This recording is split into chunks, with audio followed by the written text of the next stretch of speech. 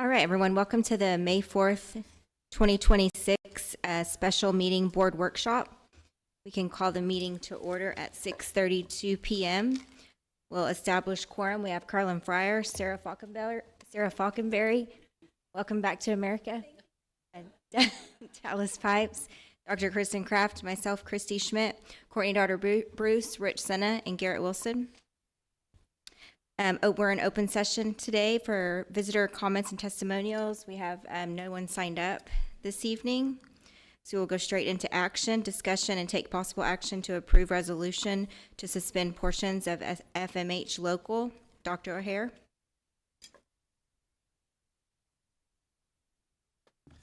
Feels like I was just here. All right.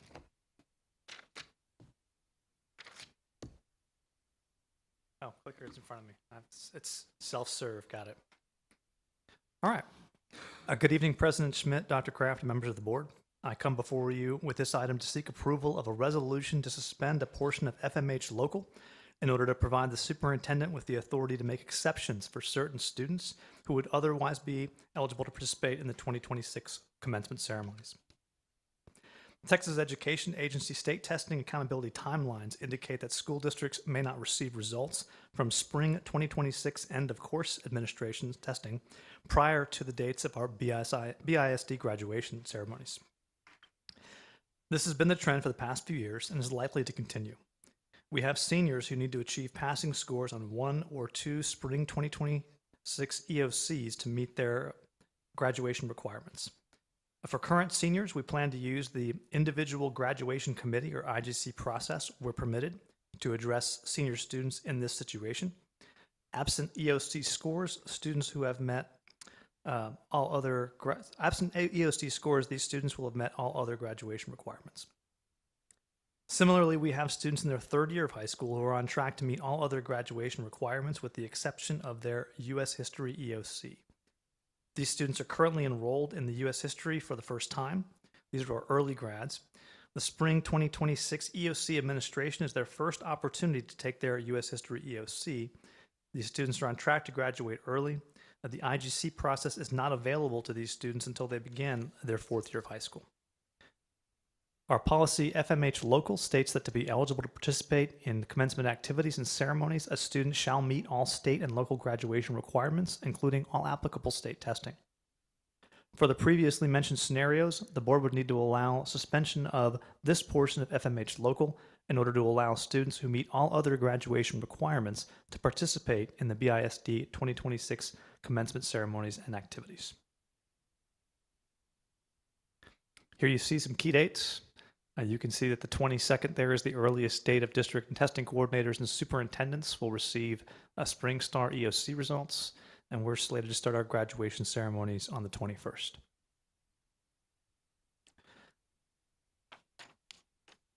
And here you see a copy of the resolution presented to the board for approval. At this time, I'll take any questions.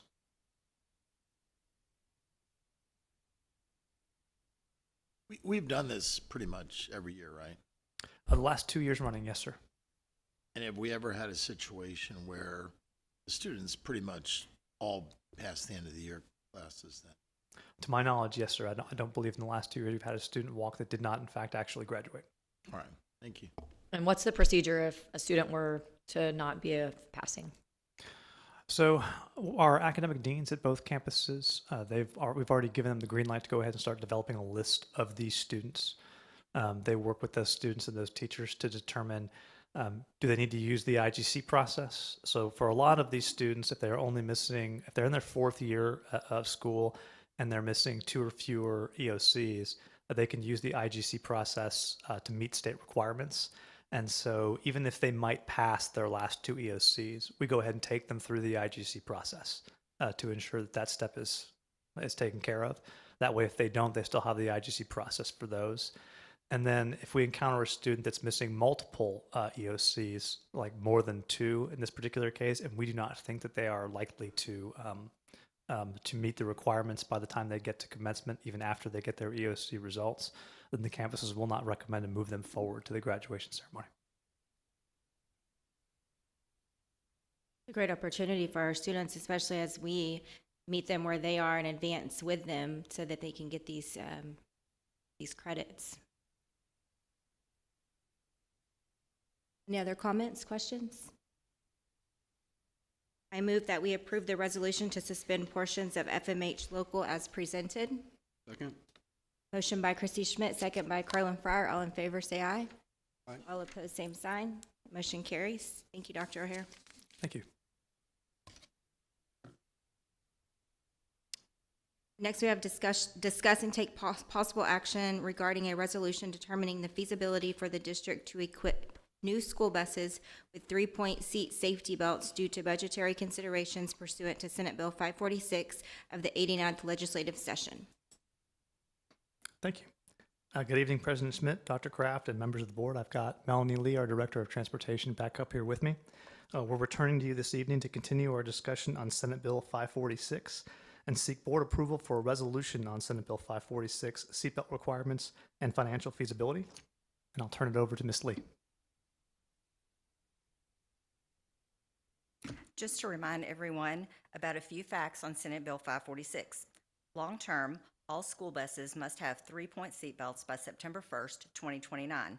Senate Bill 546 removes some of the previous exemptions to this requirement. TEA has been charged with collecting data from school districts and reporting to the legislature information on buses without 3-point seatbelts and costs to replace or retrofit these buses. Our hope is that these discussions may lead to legislative support for funding for districts down the road, but this is not guaranteed. Before the end of this school year, districts are charged with presenting cost estimates in a public meeting. We began at the last board workshop and are continuing with it this evening. Local districts must also file a report to TEA by May 29th, 2026. At the last workshop, we shared information about our current BISD fleet that included the age of the vehicles as well as the types of seatbelts that are currently equipped. You can see here that we have 38 buses currently with 3-point seatbelts, and we have 36 that either have no seatbelts or 2-point seatbelts. These 36 will need to be brought up to the new standard or replaced by September 1st, 2029. We shared the replacement cost last month. We have an updated retrofit cost to share with you here. The asterisk there is to note that this is in current year dollars, meaning that as time goes by, our cost to retrofit may increase.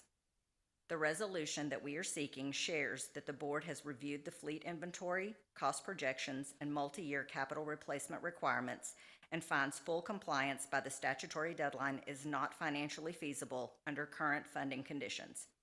It also directs the superintendent to develop a phased, fiscally responsible replacement and/or retrofit plan and to provide updates to the board as part of the annual budget planning.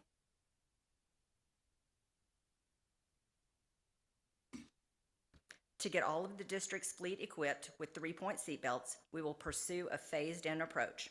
Some variables that we considered for our phased-in approach were 1, vendor availability. The vast majority of school districts will need to pursue updates to their fleets in order to meet the SB 546 mandate. There are only so many vendors that can do this work, so we expect vendor availability to tighten as we near the deadline. Number 2, funding. While we hope for additional funding with the next legislative session, we are not guaranteed it. Waiting for additional funding could result in putting us behind schedule for the needed retrofits. 3 is inflation. As time goes by, retrofit costs may increase. And 4, our school operations. We can only have so many of our buses out of service during the school year as we need the buses to get kids to and from school. In the coming months, we will provide updates and more details. At a high level for our phase-in plan, we are proposing retrofitting 15 buses in Phase 1 at an approximate cost of $428,280.96. This would be from June 2026 to June 2027, with a plan to maximize the July downtime and retrofit the majority of the buses there. We can also retrofit 3 to 4 buses at a time during the year and use backup buses to compensate for the downtime. In Phase 2, in June 2027 to June 2028, we would aim to retrofit 15 additional buses at an approximate cost of $487,094.83 in the same fashion.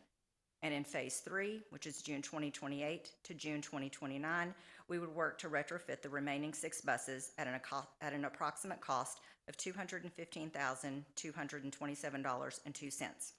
We will monitor the vendor availability and retrofit times as we go and may adjust our schedule if we begin to see vendor availability decrease or retrofit times increase. In summary, we are asking the board to approve the resolution determining the feasibility for the district to equip buses with 3-point seatbelts and directing the superintendent to develop a phased, fiscally responsible replacement and/or retrofit plan. Are there any questions? Yeah, I have one. Okay. Well, I have several. But first one, what actions would be taken if the deadline is not met? We are not aware yet of what the actions would be. Do you mean by TEA? Yes, ma'am. We do not know that yet. We expect after we turn in this report and it's presented to the legislature that more discussion may take place. Hopefully there will be funding, but they may also tell us that the deadline may be pushed out or what exactly may happen. I suspect that there's going to be something else that happens because there are so many districts and it will be difficult to get everybody retrofitted by 2029. That's kind of my thinking and line of thought there was I feel once they go back into session, they feel some pressure from districts kind of cut routes because they can't afford to do this. What they're trying to do is provide safety for children, actually kind of inversely affects them in a negative light. So that's what I'm thinking is I want to think that it's a great idea, but I think, one, not funding it is probably bad. And two, the deadline being short doesn't help anyone. That's when we have underfunded public schools right now. Right. Agreed. Melanie, Yes. Ms. Lee, thank you so much for your presentation. I'm just wondering, we talked about inflation. We all know that's a thing. So we've talked about phase 1, phase 2 being June 26, June 27 for phase 1 for 15 buses. And then the second phase is the same amount of buses. It's just the calendar years, June 27 to June 28. Correct. And if I'm doing my math right, that's additional $59,000 between the two phases, same amount of buses. Are you figuring in inflation or what's the reason for the We difference? have different bus manufacturers and different year models, and the older the buses are, the more expensive it is. One of the things that caused our increase in prices is that they have done some testing, and a requirement is replacing the flooring of the bus, and so it's just overall more expensive. And the older buses were the seats were not set up the same, so it's just at a greater cost to replace those. Thank you. And do you think if we're pursuing this on this timeline that these vendors, I guess we don't know for sure, but maybe they would lock in a price and we would not be subject to the inflation if we could lock in certain prices if we commit to a certain timeline with these vendors? I don't have that information at this time. The pricing that they have given us is valid for 30 days. However, if we make an agreement and give them a purchase order and it takes a longer period of time, I would expect for that to be locked in. But as far as multi-years, I'm not certain that that would apply. Okay, thank you. Yeah, Melanie, also included in your presentation and handout was all 74 buses that we have. It looks like we've got 9 buses with no seatbelts right now that are route buses. Correct. And the amount of miles seem reasonable. Seems like they've got at least another 100,000 to go, so that would justify a retrofit rather than a replacement. There are some that look like they're spare buses that are pretty much at the end of their life, unless they run really, really well, 250, 300,000. Would it be more advantageous for us to replace that? I mean, I realize the cost of retrofitting is a lot less.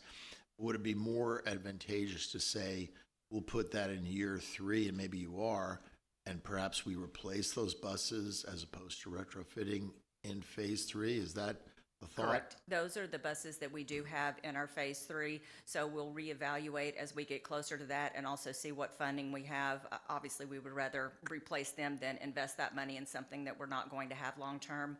But we also looked at the phase 1 and using that time to get our buses that are route buses that do not have any seat belts. So we prioritize those rather than our 2-point seat belts so that we would at least have some manner of seat belts as we move forward. So those are priorities. Makes sense. Thank you.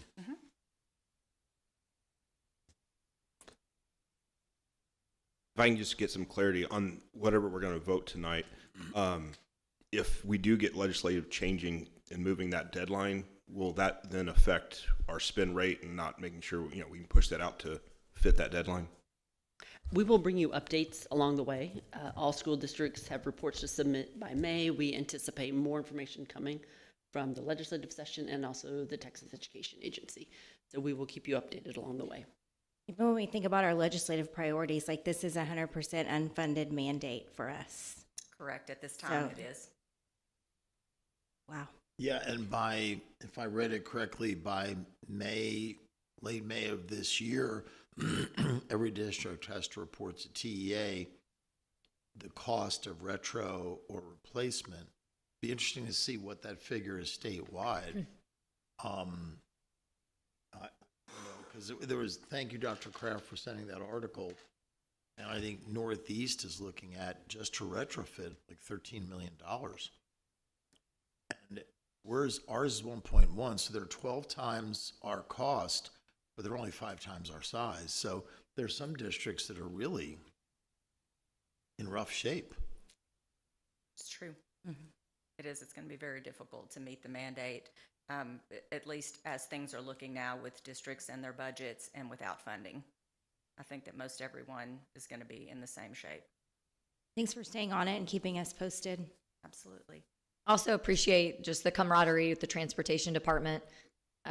You've created a great culture over there, and it was fun to be able to celebrate with y'all Thank you. last week, and appreciate the work that you're doing. Yeah. Appreciate it. Thank you. So without further discussion, unless there is some, I move that we approve the resolution determining the feasibility for the district to equip buses with 3-point seat belts and directing the superintendent to develop a phased fiscally responsible placement and or retrofit plan. Excuse me. Motion by Courtney Daughter Bruce, second by Rich Senna. All in favor, say aye. All opposed, same sign. Motion carries. Thank you. Thank you.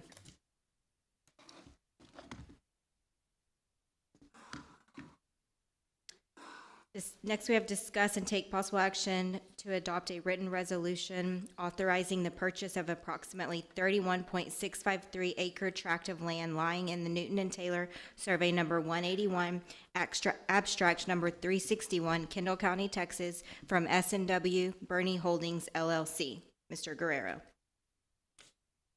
Madam President, Board of Trustees, Dr. Kraft, today we're going to take a look at the 3 key areas that we're going to focus on for this consideration of land and real property. First, we're going to review the engagement of the focus groups, outline the priorities in planning for the future, and also to discuss the land acquisition. In our first look, we look at the engagement of our focus groups.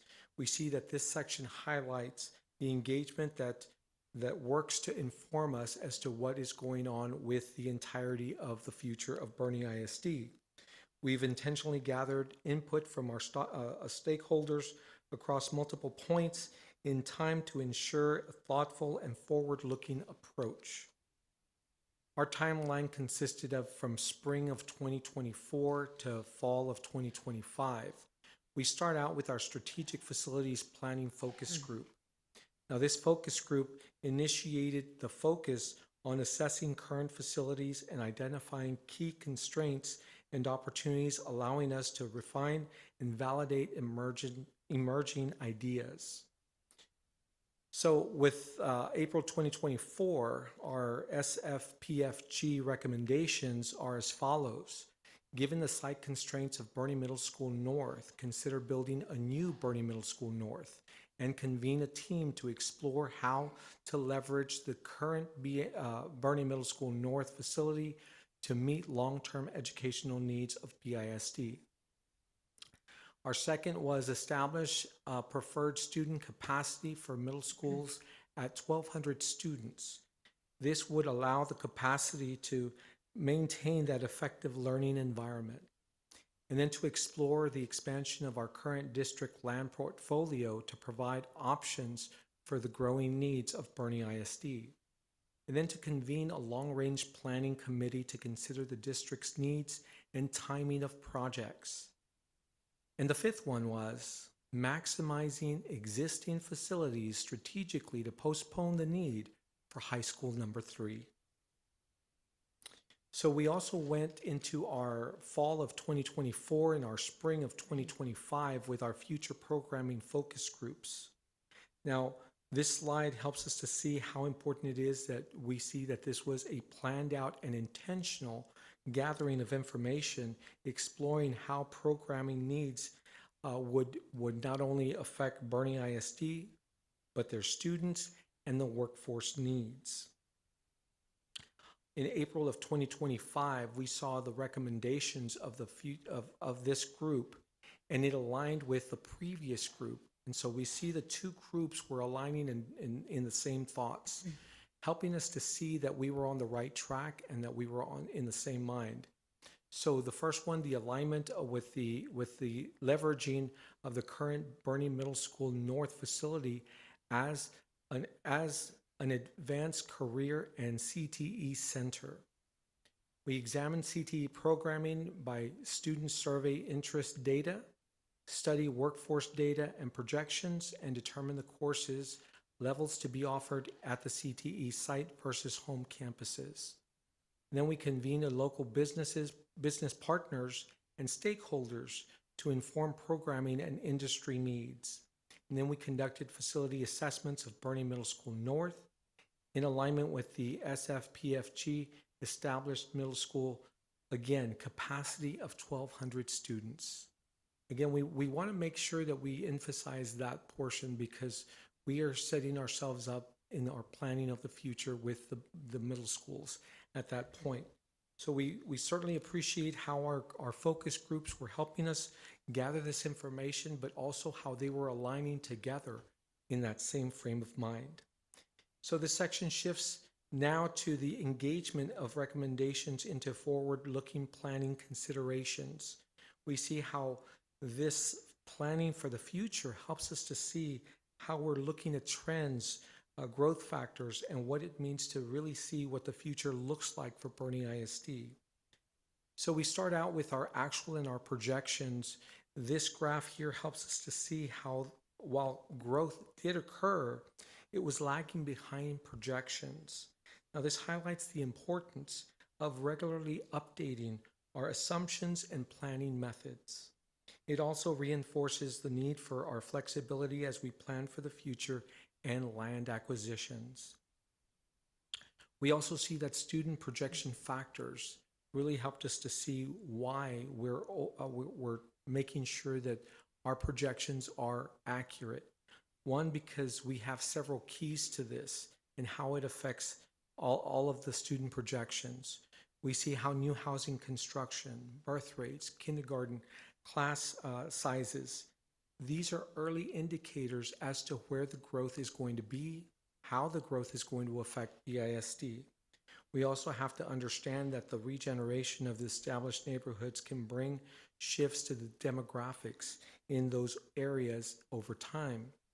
Additionally, alternative education or opportunities certainly do affect the growth at Bernie ISD. Together with these variables, we have to make these projections, and it seems like we're trying to hit a moving target. With that, we understand that we have to keep monitoring all of these aspects because we know how important it is for us to right size our schools. The next slide helps us to see how we are looking out 10 years. Now, this forecast, again, in both scenarios, we see how there is going to be growth in Bernie ISD. But it, again, ranges in its possibilities as to what we are looking at. Now, this, in a way, is going to help us to understand where our growth is going to be, how it's going to grow, but more importantly, it's going to give us an opportunity to be able to really put the tax dollars that we have in our hands to be able to make sure that we're making positive and informed decisions. We also see a growth map. We see here with this growth map, it takes us all the way to 2035. It helps us to visualize not just how or where the growth is going to be, but really it helps us to see how we can address these areas. The geographic perspective is critical when considering future school sites and land acquisitions. So these are some considerations that we'd like to bring attention to you. We target new elementary school sites at 15 to 20 acres. Middle schools, we look at 30 to 40 acres. And then high schools, 60 to 90 acres. Now, that's just the size. Now there's other factors that we have to consider. Considering sufficient acreage is not just the only thing, but it's the utility requirements of these sites. How readily accessible are they? Traffic considerations. How are we going to help our campuses with all of the traffic flow that we're anticipating at these campuses? And then adequate buildable sites. We have to be able to build a campus or any type of facility on these pieces of property. So again, we've targeted this demographic trends. We understand what that information can help us do. And that is why it's so important for us to be able to really select a good sized piece of property. Now, the first thing we want to do is we want to kind of get a perspective. And the perspective is we could take Voss Middle School. That acreage is 74 acres. Now, this is a really good example of how a campus can be adequately spaced and supported for its current needs, but also for the future. We see how this site can really support expanding in different ways, different facilities. So we really want to make sure that we focus on the acreage here. Again, middle schools are between 30 to 40 acres, so we have a lot of opportunity there at the site, at the 74-acre site there at Voss Middle School. Now at Bernie Middle School South, we're sitting on 56.421 acres, but it also shares that acreage with Kendall Elementary School. Now, here again, we are looking that we do have some property there, but again, with talks with the city, we understand that we're confined to a certain area, but we're already at that 1,200 student capacity, which again, it helps us to understand where we're going with this property. Now, in contrast, Bernie Middle School North, it sits on 10.4 acres. It significantly limits the ability to expand and adapt this campus for future needs. And again, this lack of space, it affects a lot of things. It affects growth. It affects all of these athletics. It affects our traffic flows, things like that we certainly are seeing the effects of it. Now, these constraints are key drivers behind the earlier recommendations by both of our focus groups. They were focusing on this campus because they know the need to relieve and get relief for this site. Now, land acquisition. This section transitions into a specific piece of property that we are currently under consideration or considering. It connects both the planning work that we've done, and it takes us all the way to today. It helps us to see how important it is for us to make decisions and how we come before you and ask for this site consideration. So the site consideration that we have is an unplatted 31-acre site located within the city of Bernie, ETJ. Now, this piece of property sits along North Main Street, headed toward I-10. Now, this location positions itself in the area of anticipated growth, making this a strategic option for the future of the district's needs. The size aligns with a middle school site, and that's the target because of the 31 acres.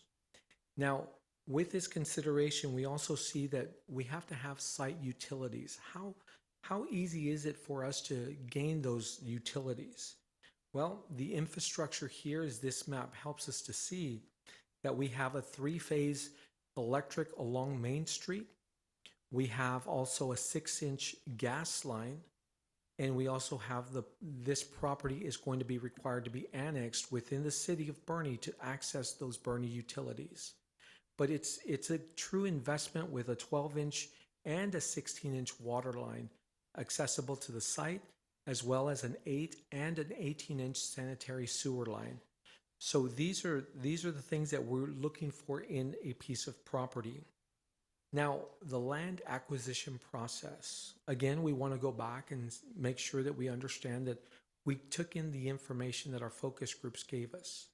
We then looked at multiple sites and we evaluated and identified variable options that we had.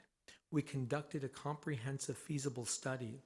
We identified and assessed the utility locations and service availability.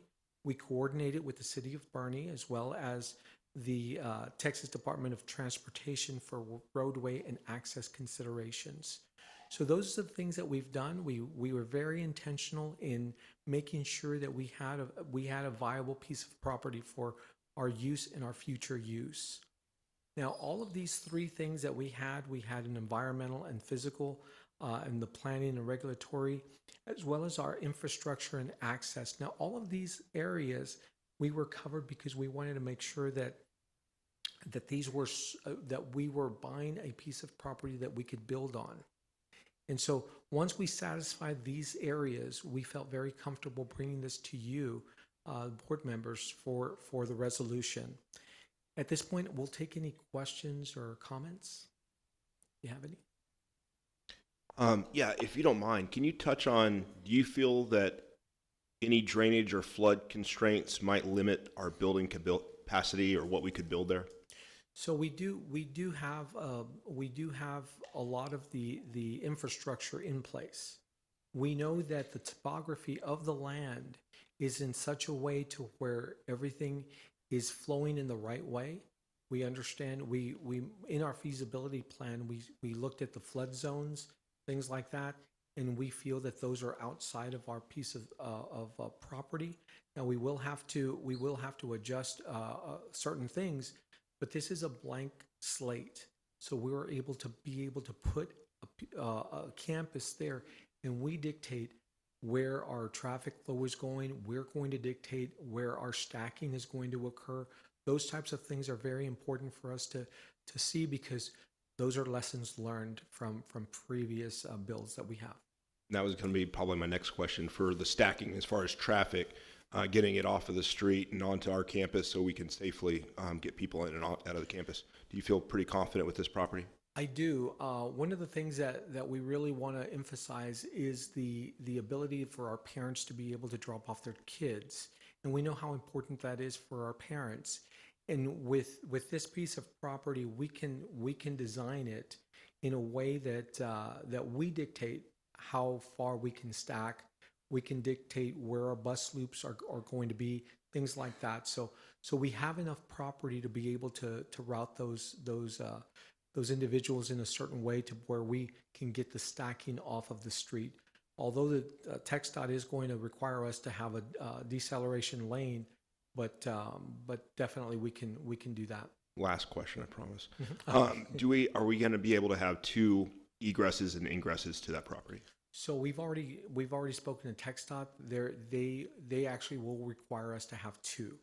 So we also looked at different possibilities of having more than two. Consideration and actually asking the outside entities, like TxDOT, to make sure that power is in our control, that we can make sure that we have that. So thank you for doing that. Oh, you're welcome. You're welcome. Yeah, I'll echo that. The different site plans that were shown to us in closed session the last couple of months. Thank you for varying those so that we could see the double stacking, the double queuing, because clearly from a safety standpoint, we don't want any queuing up onto the 87. So I think It it's was a great. interesting. Go ahead, I'm sorry. No, you go ahead. It was interesting. I was on a bus coming back with fifth graders today from Austin, and I was absolutely shocked. I mean, you think the backup at Voss is challenging. You should see it at the middle school in Spring Branch. I mean, this thing went on for almost a mile on 46. I was shocked. Ramiro, because the utilities are in the proximity or right next to the property, at the edge of the property, would that help reduce site development costs? It does. We see that because they're readily accessible, We usually have to go out miles sometimes to try to get water, to try to get electrical, things like that. Here, it's just surrounding this piece of property, and it's surrounding it in a good spot because we realize how things work, and certainly we wanted to make sure that was a feasible when it came to our utilities, so that it will reduce a lot of the cost. And this is a flat piece of property, so we would be able to build this at a less cost than we had projected for other pieces of property, simply just because of the soils. I have a question, just looking at the culture of North and just how the kids, they're always walking down Main Street to the library. Just there's a lot of accessibility for these kids to walk, and a lot of them live close by, so they walk or ride bikes. Is there anything with the city, like, I don't know how that works, Romero's conversations, like for protection, for like a city ordinance for putting crosswalks in? Is that something the city maintains, or is that something that we would need to look at just for the safety of our kids that may still choose to walk but a little further distance down? That's a really good question, and we do petition the city as well as TxDOT to make sure that they have a program called Safe Streets, and we would petition them to take a look at this piece of property. Right now, because it is not our property, we can't have those conversations other than, we're going to be coming to you, and this is what we're going to be looking for. So there's programs out there that do give us safe streets, safe proximity of campuses like this. It's exciting to be able, as a district, to invest financially and educationally in a piece of property on Main Street, especially on the north part of town, and just with what the economy would look like on the north part, and being able to possibly keep a middle school in northern Bernie. It might be the first thing people see when they come into town, if that's their exit, is one of our schools. So it's exciting, and I'm glad that our committees have lined up with kind of what's going to happen next, probably in more phases and more surveys and all of that. But I think it's a great investment, and it's a beautiful piece of property. It's very close to my house. I drive by it all the time, and it's very beautiful. I also think it's important just to recognize that we do have great relationships with the city. So I'm feeling confident that it's going to be a great working relationship as we, I think, add value to North Main and hopefully help produce more businesses around. I think it's a great opportunity for us to neighbor with our city and just be partners together in this. Yes. Yeah, I mean, a few thoughts. It's only really been in the last year or two where we're developing the kind of land bank that will serve us well, not for the next 5 years, but for the next 20 years. Because undoubtedly we'll grow, and growth rates depend on all the factors you went through before. And I think we're all happy that growth is at a slower rate now than it had been. It may very well pick back up, but we'll see. Time will tell. But I think, we'll have the kind of land bank that we've never really had before as a district. And that just gives us flexibility. The other thing that I'm happy about in this particular piece of property is the utilities being so accessible, because I believe it was Comal ISD that, they're an 800 square mile district. So they've got a lot of rural areas, and they had one elementary school they just built, I believe it was $58 million. Ours was like under 40 because that was the site development costs. That led to my question to you before, and that's a lot of money. I mean, they had to do it because of the nature of their population. So I think that's a good thing. And, timing is the other thing. I mean, sometimes we've had land. We bought the land that is now Van Rob. We bought that in 2004. That school didn't open until 2018. So, I don't suspect that we'll hold this land for 14 years, but the point is that it's good to have things in reserve to be able to plan for the future and do it in emerging population centers, which was the logic behind our last land purchase in the southwestern part of the district. So The other thing I would say, you know, we delayed talking about a third high school, which is very, very expensive to build and to run. And instead, we did an extra wing at both high schools. So not only did that come in at 1/8 or 1/9 of the cost of a comprehensive high school, it offered our children more educational opportunities. So you expand educational opportunities at a fraction of the capital cost. That seemed to me like that was a smart move, you know? Yes, I certainly agree. Anybody else have a question or comment? I move that the Board of Trustees adopt a written resolution in the form provided to the trustees authorizing the purchase of an approximate 31.653 acre tract of land located in the Newton and Taylor Survey 188, Abstract 361 in Kendall County, Texas, and directing that the board secretary place a copy of the resolution in the official minutes of this meeting. I second. Motion by Christie, second by Dallas Pipes. All in favor, say aye. Aye. All opposed, same sign. Motion carries. Congrats, board.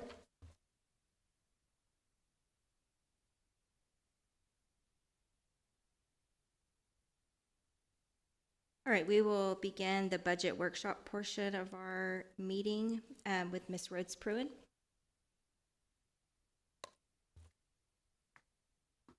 Thank you, Board President, Trustees, Dr. Kraft.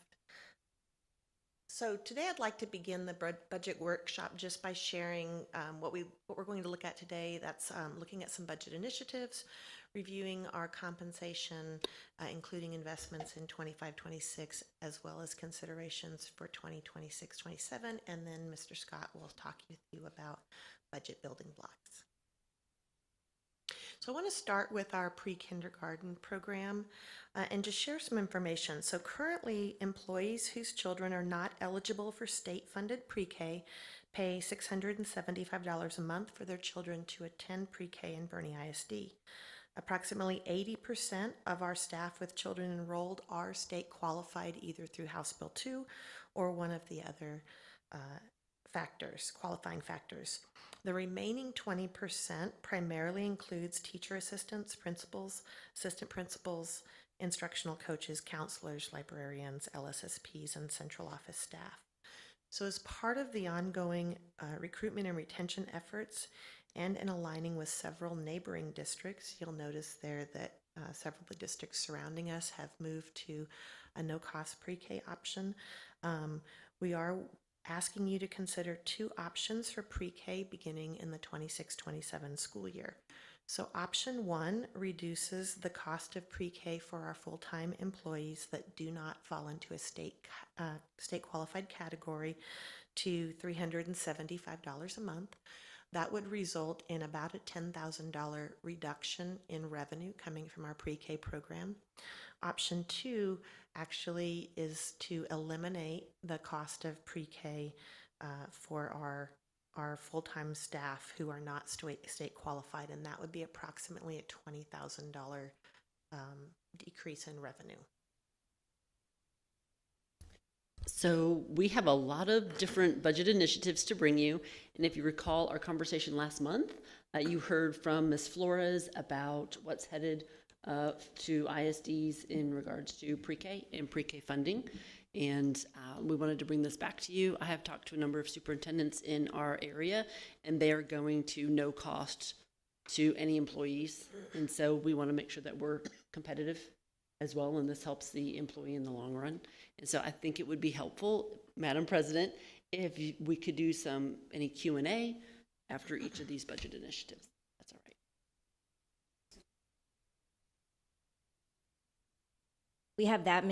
We have a very large percent of teachers that utilize our pre-K department. 80% of those that do, 80% of our staff who do use it are actually state qualified. Okay. So that's, I think, Lori says it 35 teachers? Yeah, so we have 35 teachers who currently utilize our pre-K under House Bill 2. And then we have a number of other staff that are either military disabled, or other state qualified factors where they're able to utilize the state qualified. Yeah, it's great incentive. So those that would not qualify because they're not classroom teachers. I know that part of HB2 was to offer classroom teachers free, pre-K. So I'm assuming these would be teaching assistants, other folks.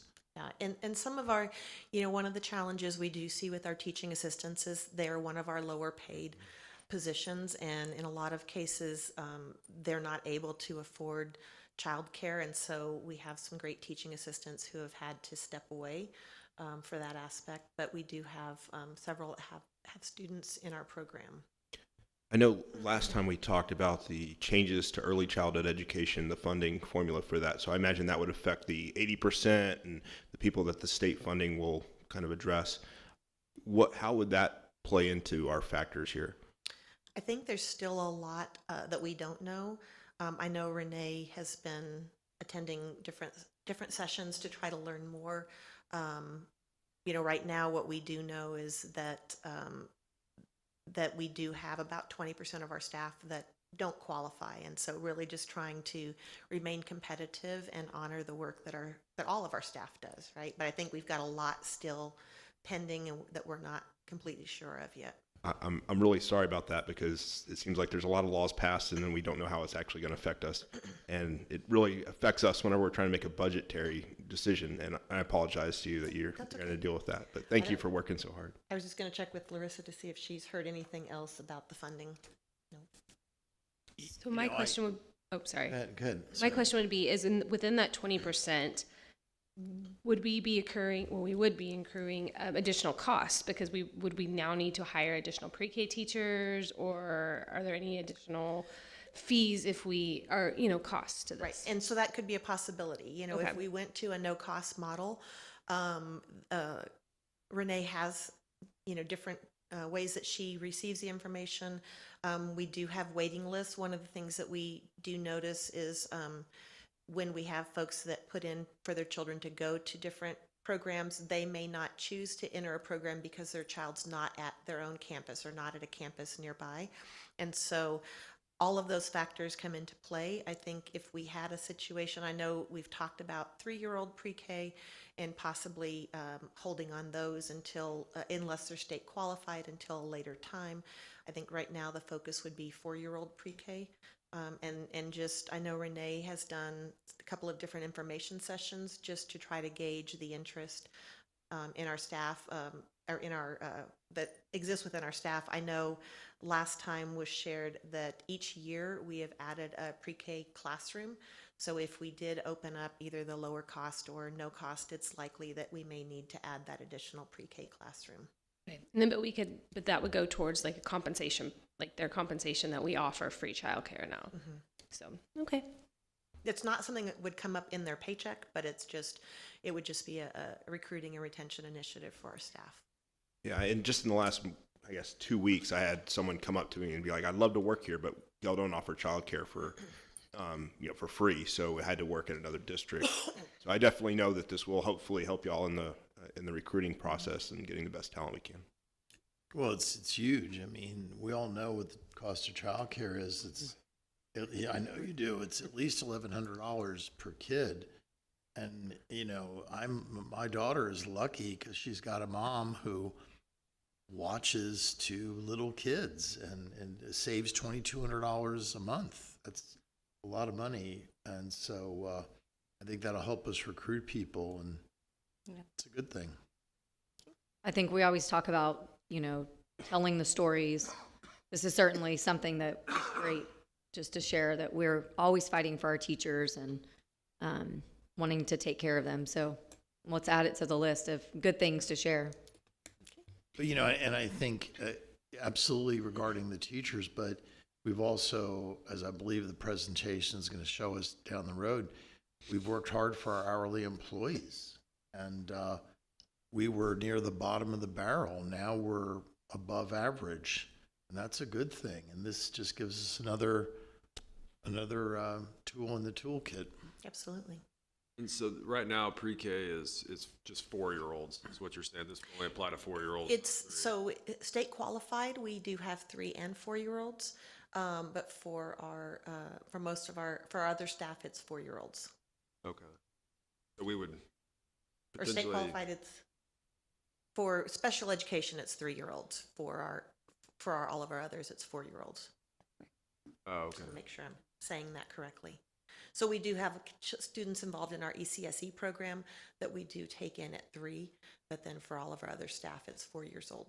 So really the benefit for most of our staff is this gives them 1 extra year before kindergarten. It's, pre-K, but it's 1 year of pre-K basically, and then they go to kindergarten then first. And that's, okay. Just trying to understand Even if we consider maybe doing something for our guest teachers, I think that's a later slide, but if we keep track of, I think we have a pretty good pool of guest teachers right now, so I don't know how that would work out, but something to think about. Yeah, I think right now the pre-K is only eligible for our full-time employees. And so that's something I can definitely share with Renee and have her look into what those options could be. Well, I appreciate a creative recruiting and retention tool that has a low cost factor. I think it's great. I mean, I think you'll find more people will take advantage of it. Sarah, to your point, we may have to add, but if it brings relief to our employees, this is a huge benefit. that's a good place to put something there. So moving on, I wanted to talk a little bit about our special education program. So as was shared by Special Education Director Annie Sider on March 23rd, at the board meeting, special education identification has steadily increased each year, with the total rising more than 6% since 2021-22. And so you did see this slide in Annie's presentation. So in response to projected needs for the 26-27 school year, the Special Education Department is proposing budget initiatives to add 9 additional staff members, and we're projecting that cost at about $630,000 for those 9 staff members. Any questions? I'm assuming those numbers are not, it's not predetermined if they're going to secondary campuses or kind of what that looks like, or the elementary campuses. What are the thoughts on like dividing up the 9? It's just needs-based. So it includes shortages. a variety of roles, right? So it has art facilitators, speech language pathologists, school psychologists. And so Annie really looks at the needs of our campuses and then makes decisions on staffing based on the needs of our students. And so right now we don't really have a definitive way to determine where each of those would go. We just know we need them. I would like to get your take on my thought. When I see this number just consistently above the state average and more, I mean, I'm dyslexic. I have kids that are dyslexic. I feel that we do a really good job in this field compared to some other districts. Everybody could be doing better, but I think we do a really good job. Do you feel that there's families moving? This is a district that's desirable for families that are seeking this need. I have heard comments from parents in some of my legacy lunches. I've heard from community members who are getting charged for dyslexia services at private school, and they're opting to join Bernie ISD because they know of the options and services that we provide. Thought after.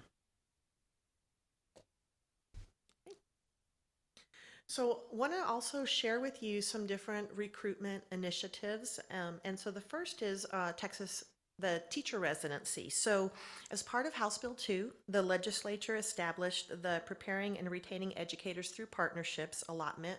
It's also referred to as PREP. So in December, Bernie ISD applied for 2 components of the PREP allotment, and that included the Paid Teacher Residency Partnership. And so with that paid teacher residency, this program is going to empower school systems to invest in paid teacher residencies, giving candidates a full year of immersive clinical experience under the guidance of a host teacher. I can tell you from my experience in my prior district, what we saw from teachers that spent a full year in a teacher residency is they were performing typically as strong as a teacher who had been teaching for 3 years. because they had that year-long residency. And so we were very excited. We applied for this and were awarded the prep allotment. And so the way the program is structured is that the teacher resident actually works for 4 days. So 3 of those days they work alongside their host teacher in the classroom. And then 1 day is designated as a non-reporting day. And on that non-reporting day, if the students are in college, they typically have college courses, but they're also doing all of the component coursework for their certification. And then we have 1 flex day. And so what Bernie ISD has decided to do with that flex day is to have our teacher residents supporting our small group learning across the campus. So that gives those teacher residents an opportunity to meet our diverse student needs, but it also gives them exposure to a range of grade levels and instructional settings so that they're prepared when we're ready to place them in their first assignment that following year. So through the prep teacher residency, it does require a matching to the state. So the state provides $10,000 to cover the cost of half of the teacher resident salary.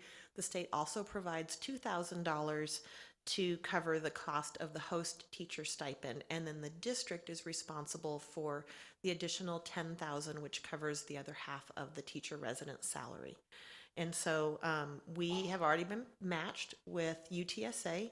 We did some interviews, and we have 1 dual language teacher resident coming to us and 1 special education teacher resident. And so we looked at 4 for this year. And so the other program that we're looking at is with Region 20. Region 20 is doing a similar program, but we're looking at degreed paraprofessionals. And they would go through a teacher residency that consists of an alternative certification. So the same process, but not having to complete a degree doing the alternative certification. And so right now we're looking at 2 potential teacher residents with Region 20, specifically in the area of special education. Okay, so the teacher resident, the 10,000 and 10,000, it sounds like, are we basically talking about like student teachers? So at the university level, they're in their last year of college. Okay. And rather than doing a 1 semester student teaching, it's really, the traditional student teaching was 12 weeks. And with the teacher residents, they actually start the first day that our teachers come back. So they engage in all professional development. They are working side by side with that teacher all year long, and they work until the last day of school. So they are an employee for us for the entire school year. And then we have our agreement set up so that they give us 3 years.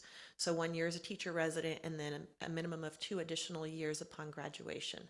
That they're required to work for us. Correct. Okay, so basically, in their last year of college, they're earning $20,000. Yes. Which pays for college.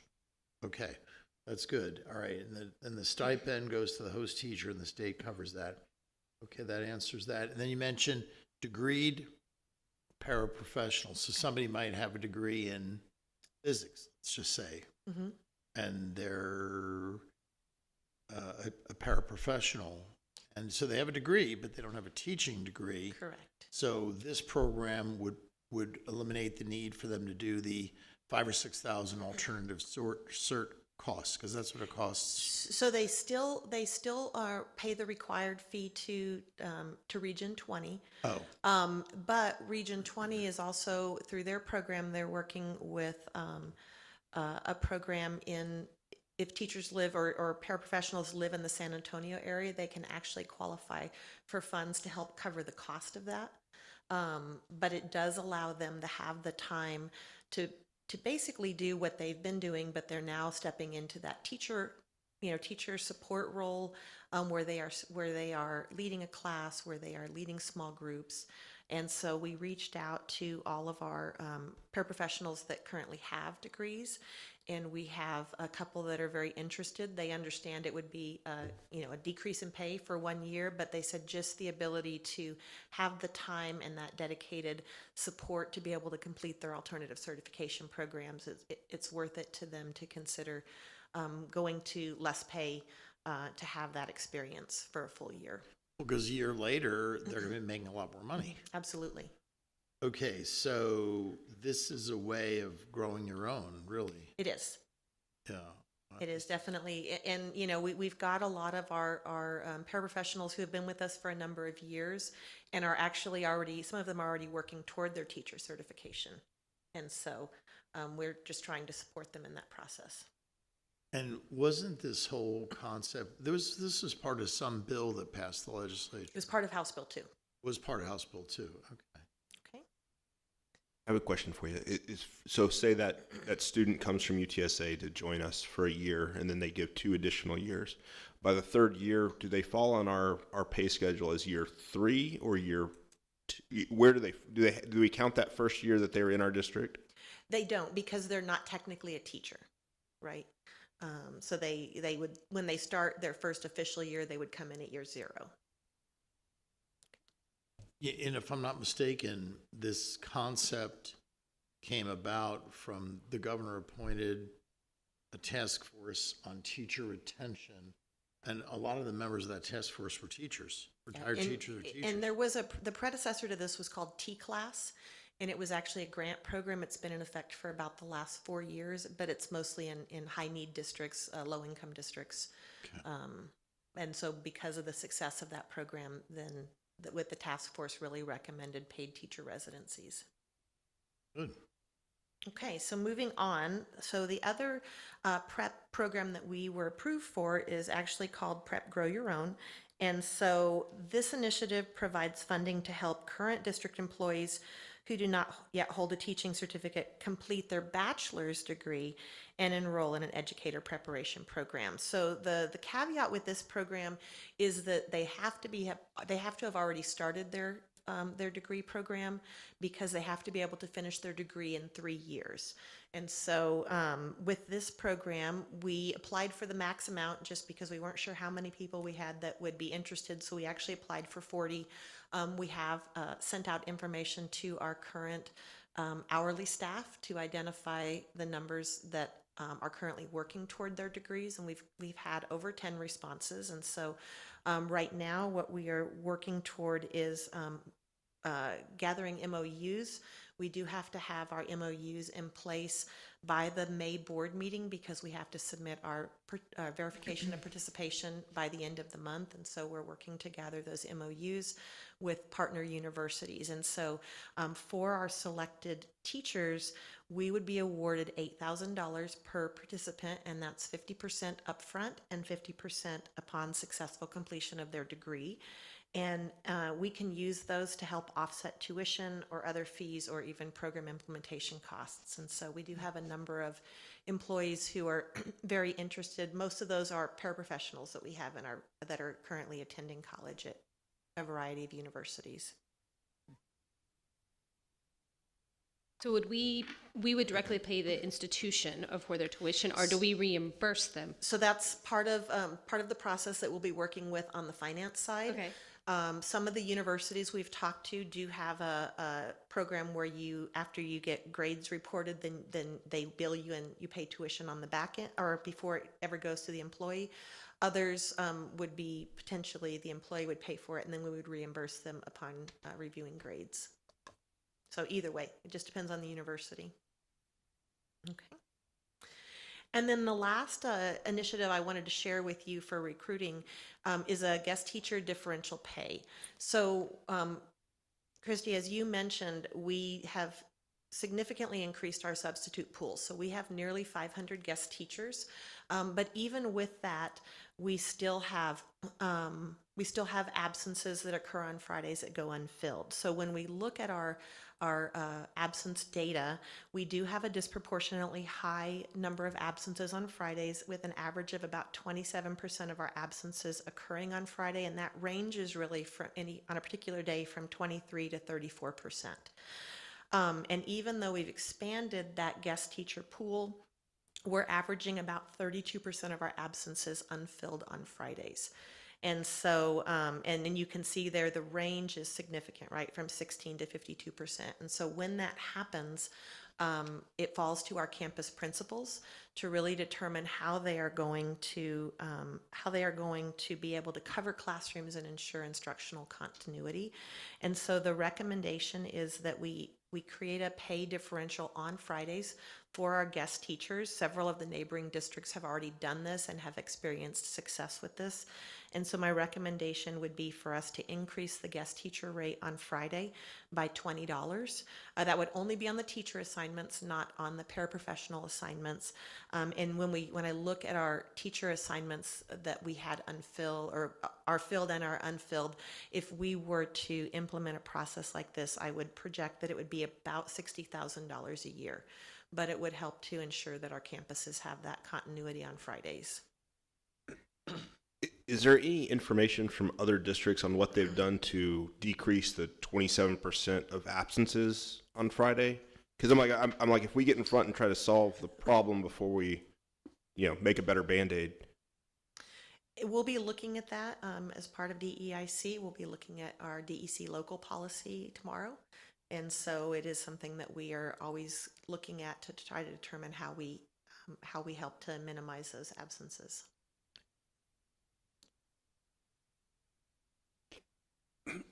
Excuse me, is any of this related to like sports stuff on Fridays? There's a variety, right? So we try to limit professional development, so we don't have a lot of folks out on Fridays unless they're going to kind of an off-site conference. But we do have a lot of it related to sports and UIL and just different other activities that will occur on Fridays. But we also have a lot of it related to days before and after holidays, and just a variety of different reasons. Makes sense. What do the campuses do when they don't have the teacher and they can't find a substitute?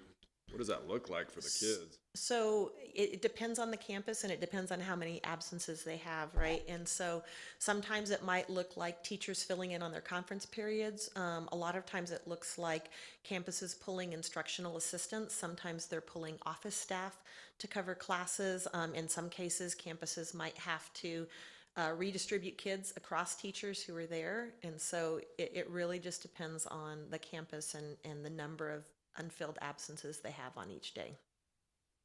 We probably don't, if we have to fill in with another teacher or office staff, I mean, they probably don't get like an increase in pay or something from that. They do not.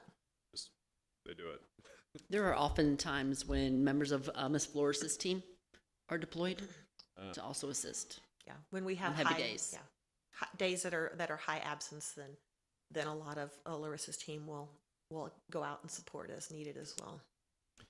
Yeah, Sometimes it'll work out in the block campuses too, because you have that one conference period. So then they'll just, as a substitute, you won't get that conference period. You'll have to go cover the class. So then between the three other substitutes, it makes up that one teacher day. Okay, the subs just, For like middle or high.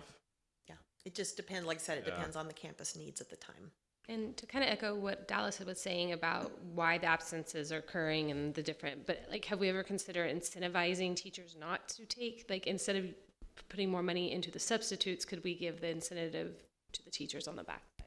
We are actually looking at teacher attendance right now, just to be able to measure that and make some recommendations.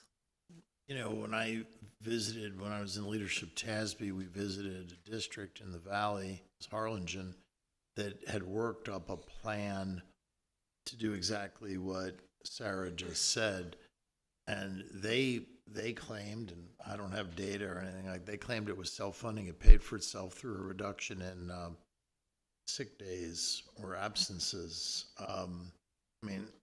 If the only way to solve the problem is to do this, what you're suggesting here, that's fine. But I think what we're asking is, are there alternatives prior to spending more money? Because my concern is academically, what happens to the student? I mean, I remember like in elementary school, now that goes back a long way, there were like 3 or 4 super subs, and they were all retired teachers. So when the teacher was sick or out, we didn't miss anything because who came in was a teacher. And I hope we've got that with our subs, but I would hate to see a class just be, a waste of time. And we are very fortunate. We do have a high number of our subs that are certified teachers who have retired and come back to support us, or just certified teachers that don't want to work full time. And so we we have a lot of certified teachers who can definitely support our students. And teachers can prearrange subs, so if they know they don't have somebody assigned to their absence, maybe sometimes they could, not be absent. If they're prearranging their own sub and if they know they have a substitute, okay, great. But when I taught, if we didn't get a sub, we really weren't supposed to miss. Yeah, so we're kind of looking at all of our options right now. This was just an option we wanted to share as something in the short term to be able to try to ensure our classrooms had coverage. Thank you. And so I'll kind of shift into compensation, investments, and considerations. So just an overview of our staff. You guys have seen this before, but we currently have about 761 teacher, nurse, librarian, instructional coaches. We have 174 professional staff, 236 paraprofessionals, and 256 auxiliary. And so that just gives you a breakdown of what our staff looks like across the district. I also wanted just to revisit what we have done so far with compensation. As you're aware, we infused $3.8 million into employee compensation in December. And just a recap of that, we increased our auxiliary starting pay to $15 an hour, and that was subsequent to the $3 an hour bus increase we did last October, as well as the $1.25 an hour increase that we did this past January. And then with our paraprofessionals, we increased starting pay to $16 an hour, which was about an average of 10% per employee, and that was subsequent to the $1.25 increase that our paraprofessionals received last January. With teachers, teacher pay was increased to $60,000, and then all of the scales were adjusted, and the average increase from the 24-25 to 25-26 school year was about 10%. And then our professionals received an increase of 3%. And then also, as you guys are aware, we increased contributions by $720 annually for all employees that were participating in TRS Active Care.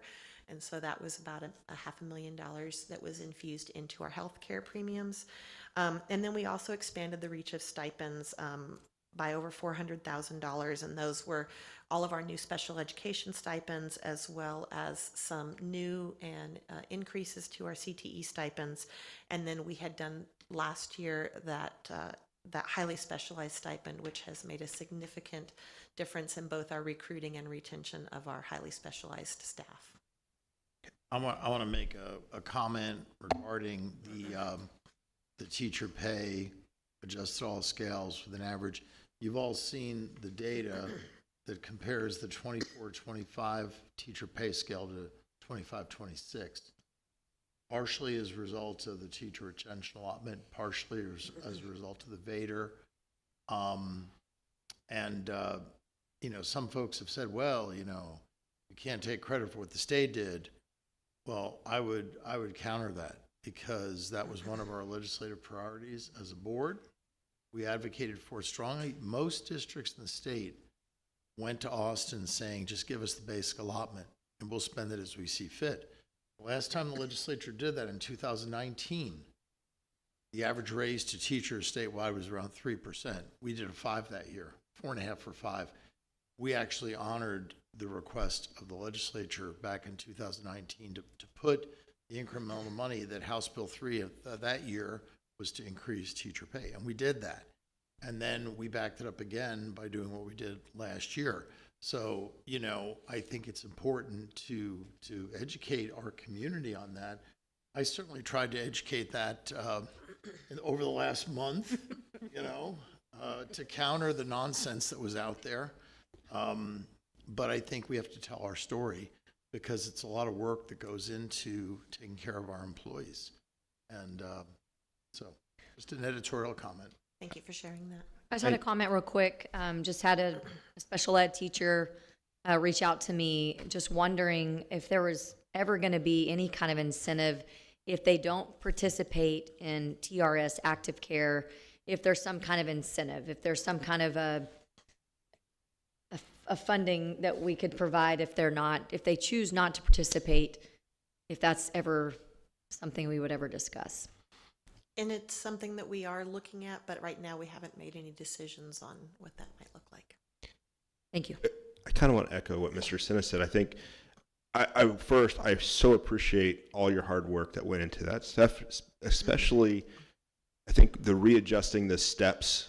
And I know that was probably a lot of hours put into that. And you're never going to make everyone happy whenever you adjust someone's pay. And we try to come up with a better stepped approach to that. And I think what you came up with and what your team came up with was absolutely phenomenal. And I think it puts us on a really good projection as we go through, hopefully giving increases years, in the following years.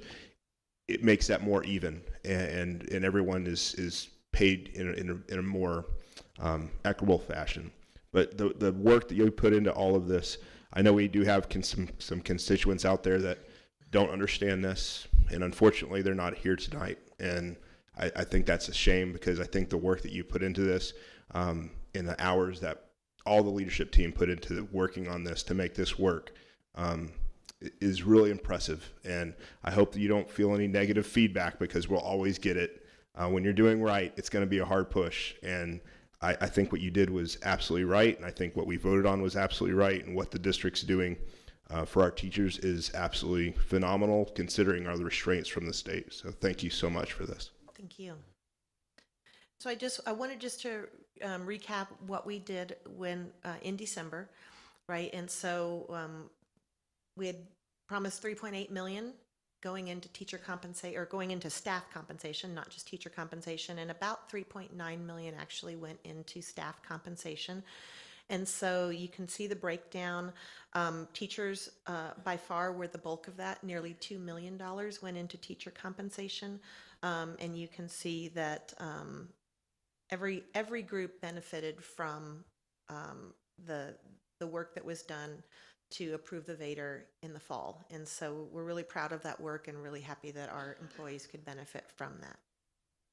Well, go back to that last slide, because I think let's talk about teacher, nurse, librarian, instructional coach salary, $2 million, teacher stipends, $427,000, you're up to $2.4 million. Healthcare premiums, probably $300,000, that's teachers, that's $2.7 million. That is over 70% of the $3.9 million. Remember that number, 70% of the compensation, and a bunch went to hourly workers that were underpaid. Yes. So remember that number when you hear demagoguery out in the community.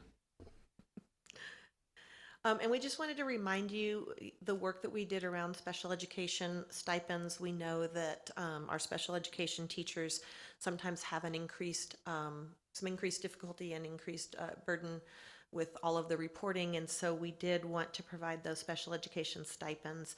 As I mentioned, the highly specialized was done last year in order to help recruit and retain those highly specialized positions, but you can see that all of our special education teachers all benefited from the stipends that were implemented in December.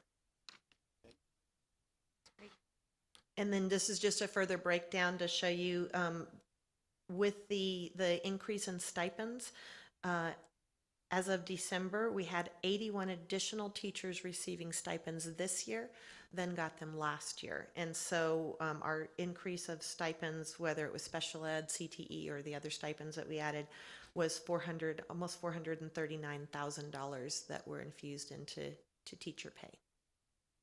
You know, I was talking to it was Heather Willis months ago before the budget was adopted, and she was just talking about the stipend that some of our CTE teachers were getting paled in comparison to other districts.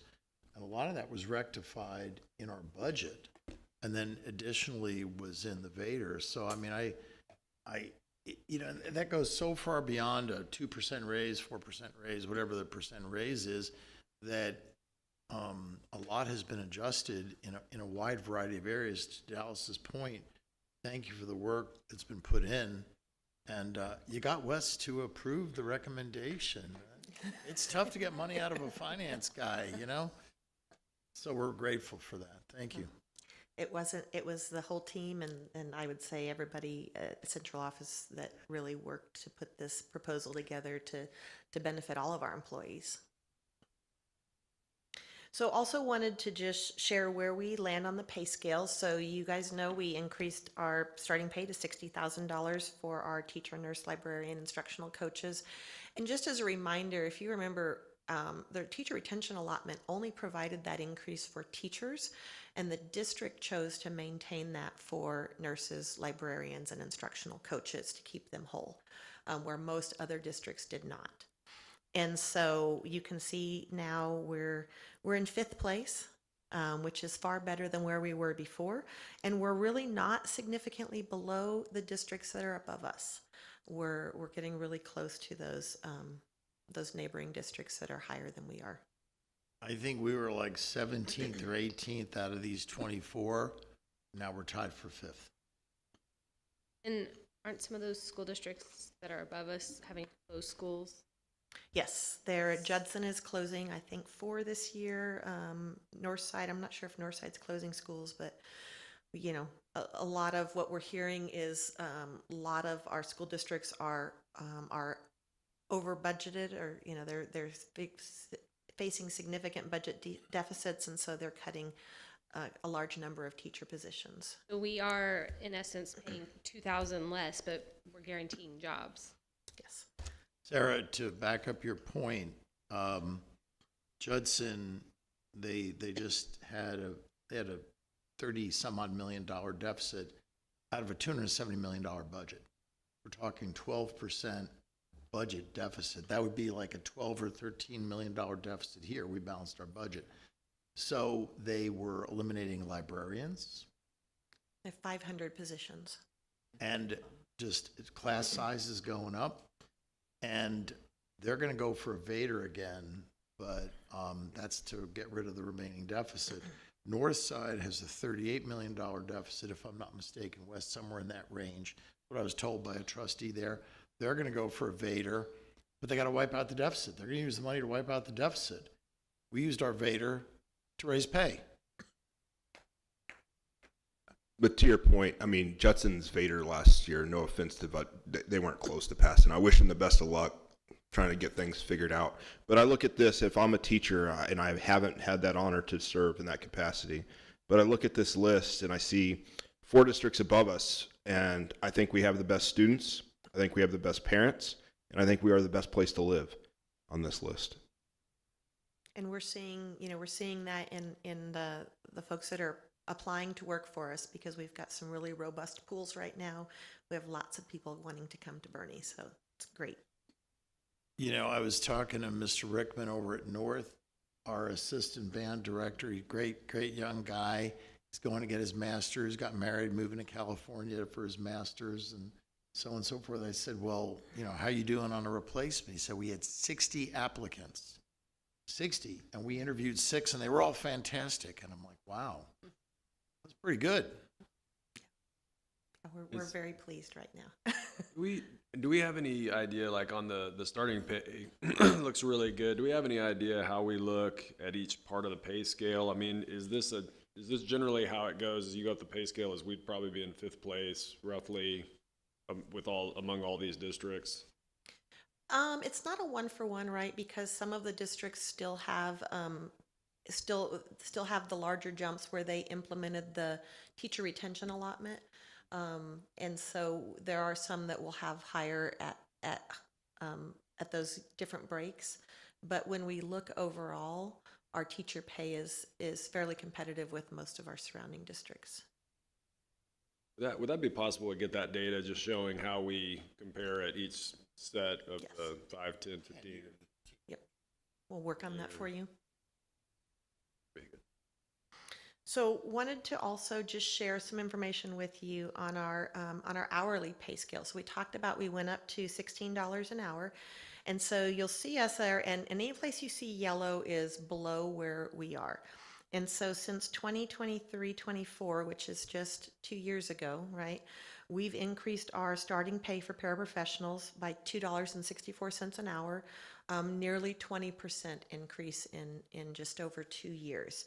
And so you can see in 23-24, our starting pay was $13.36, and then this year we are at $16 an hour. And so that has definitely made a big difference in our ability to recruit and retain folks in these positions.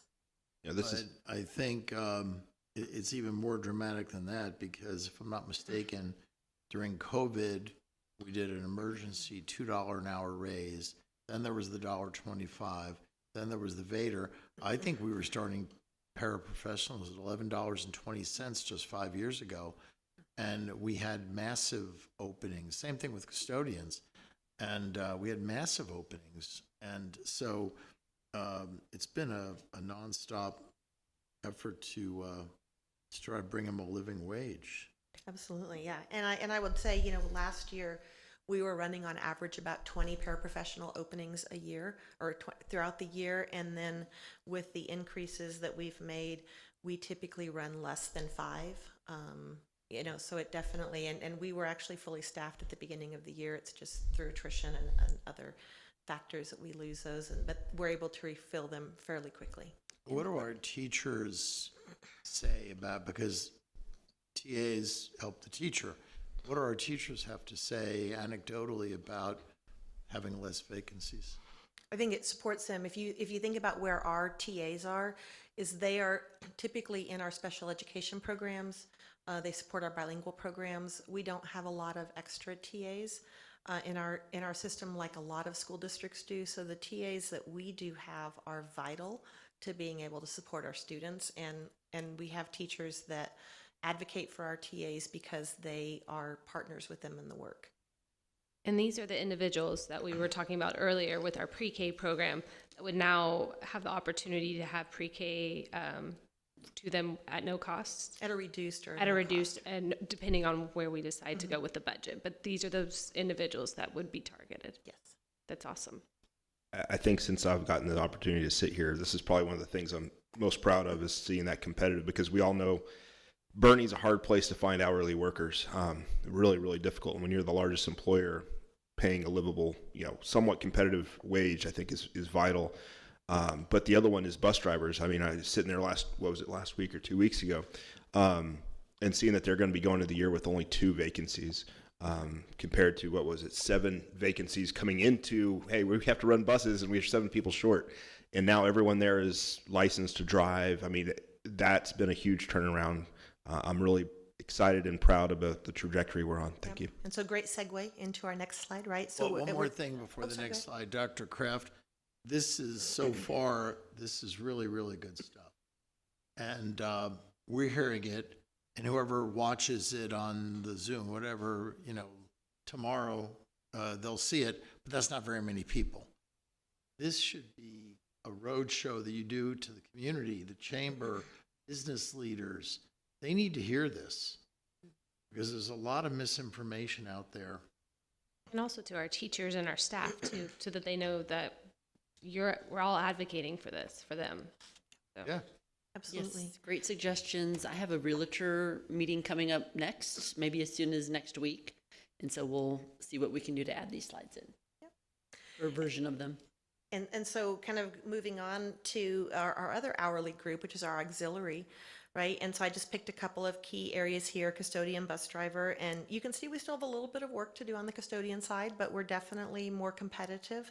But on the bus driver, we really are leading the way. And so again, looking at just the last 2 years of data, we've increased our auxiliary starting by $1.80 an hour, which is over 13.5% in the last 2 years, from $13.20 to $15. And then with our bus drivers, we've increased by $3.50 an hour, which is almost 22%. So from $16 to $19.50, and it definitely does make a difference, especially with our bus drivers. Jill, the only thing I would recommend is go back 2 years prior. I think it was 2 years prior to 21-22, because I believe it was 11-20. And you're looking at, and the bus was 14. So we're talking over 5 years from $14 to $19.50. That's huge. That's 40%. Joe, real quick question on that. With comfort being so high, do you think that relates to them having a 4-day school week? Less hours for their drivers? So I'm not 100% sure. I know when we were looking at pay, we talked to Comfort some, and I think part of it was because they are even more rural. Most of our bus drivers, we compete with VIA. And so we're at a much better place, but Comfort, even though it's not that much farther, for somebody who doesn't maybe have as reliable of transportation or is living further out, there's a bigger incentive to have them move that direction. They also don't get the hours that our bus drivers get. Yeah, the hours, the routes, and then I think they have that competitive with CDL drivers. You know, I mean, they're much more rural. And so I do want to just share, we just got our TRS Active Care rates. And so we met with them on Friday. Across the state, TRS Active Care rates increased by on average of 10%. There were some districts that were above and some that were below. One of the things that they shared with us during that meeting is that there was supplemental funding that had been requested from the state, and that covered 6% of the total premium cost. And for somebody who is part of TRS Active Care, that equates to about $625 a year. So we are grateful that the state approved that that additional premium or that additional supplemental funding. But we do have some good news, right? Region 20 actually right now has the 4th lowest premium costs in the state.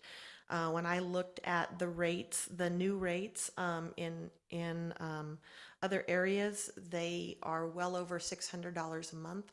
And then if you could factor in the district contribution, they're still paying, in some cases, double what our employees pay for our insurance. So I just wanted to share with you the increases that our employees will see. So while we prefer not to have any increases, our increases are not as high. We were actually one of the lower. We were at about a 7%, on average, about a 7% increase in our premiums.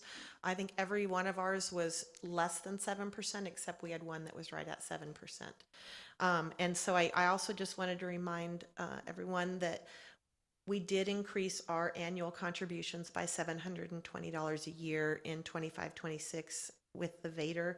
And with our additional increases. And so you can see employees who take TRS Active Care are actually getting a significant benefit because they are, most of them are making, nearly $5,000 or over $5,000 in district contributions toward their medical premiums. So that $720 got us there for some of them, employee and children, employee only. I guess on the employee spouse, it nearly got us there. Employee family didn't quite get us there, but most of that, it would have, 720 would have covered almost all of our employees. If I'm And it's, in talking with our new broker, they were anticipating we were going to have about a 10% increase. 10 to 12 is what they were projecting, what they'd been hearing. And so when we saw that we had about a 7%, we were actually very happy with that because it's less than what most other regions got.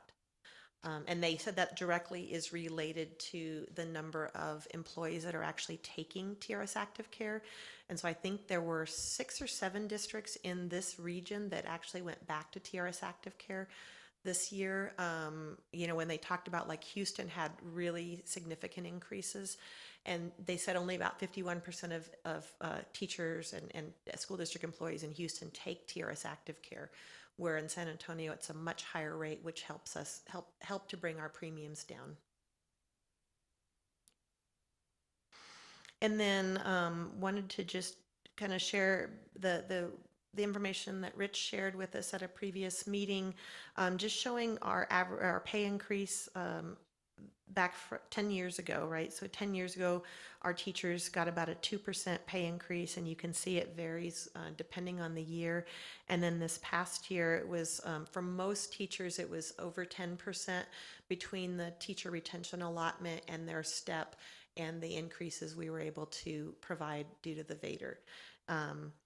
With that, you can also see the 10-year history in our medical premiums. And so when you look at how much our district contribution has increased compared to how much the medical premiums have increased, the district has covered almost 88% of those cost increases to our employees.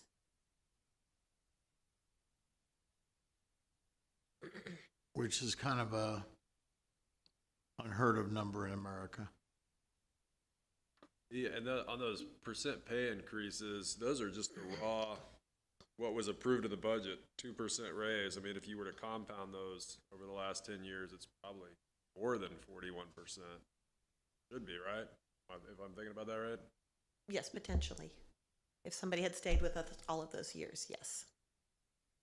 And that 2019, 2020, 4.5, that was when the basic allotment was increased, and that we chose to invest that in our teachers' pay even then.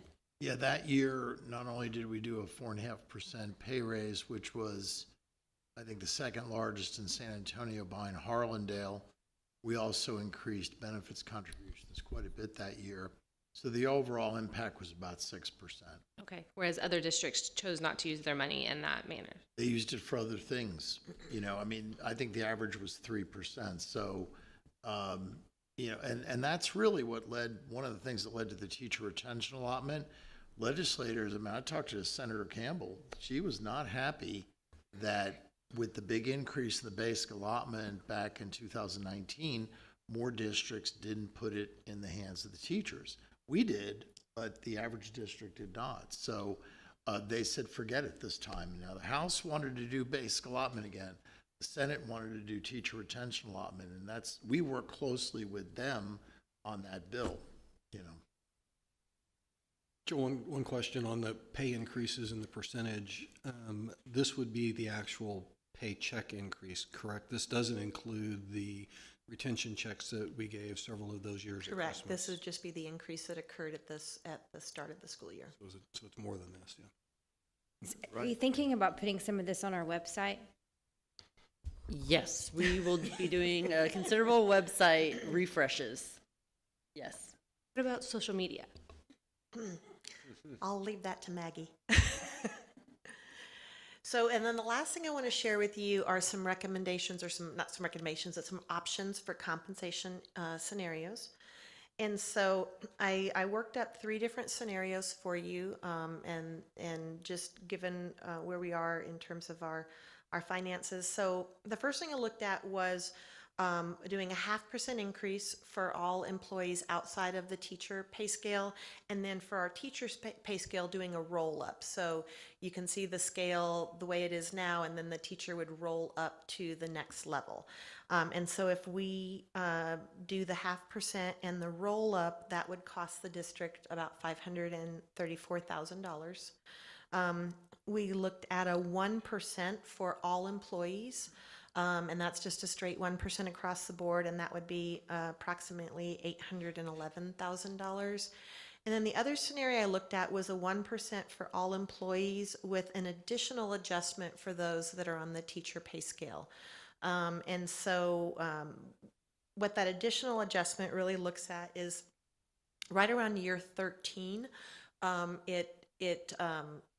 it starts to increase at a fairly substantial rate. So instead of 1%, teachers at 13 years are at about 1.54% increase. Teachers at 20 years are 2.64, 25 years at 3.23, 30 years at 3.9, 35 at 3.96. So you know, one of the things that we always want to really, and we want to invest in all of our teachers, but we also want to invest in those teachers who are really they're sticking with us, and they're providing great support for our students. And so that is a more costly endeavor, and that's about 1.38 million. Can you help me understand the roll up? So if you look at our teacher pay scale, teacher in year 0 is 60,000, and then in year 1 it's 60,200. So they would get the roll up. So they would go from 60 to 60,200. Yep, moving them up one level. You know, Jill, I like the concept, and we may or may not be able to do the 1.4 million.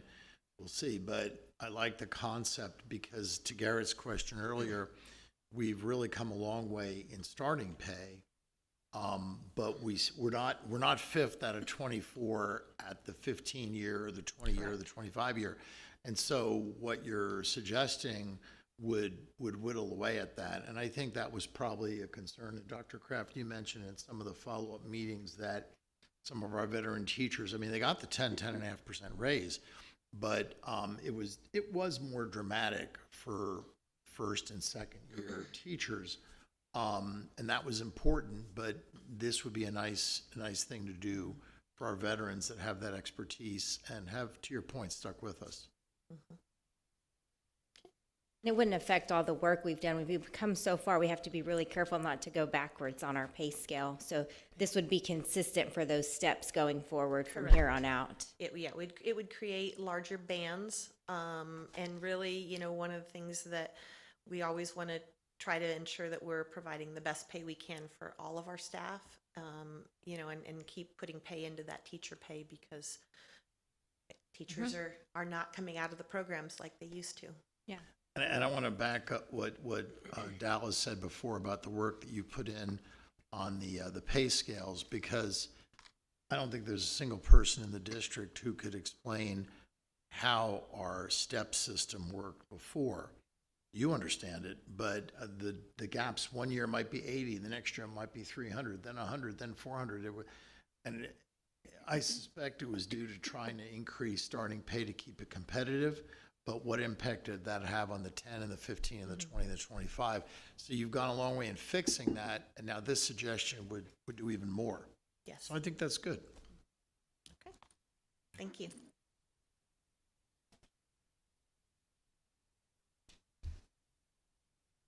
Good evening, everybody.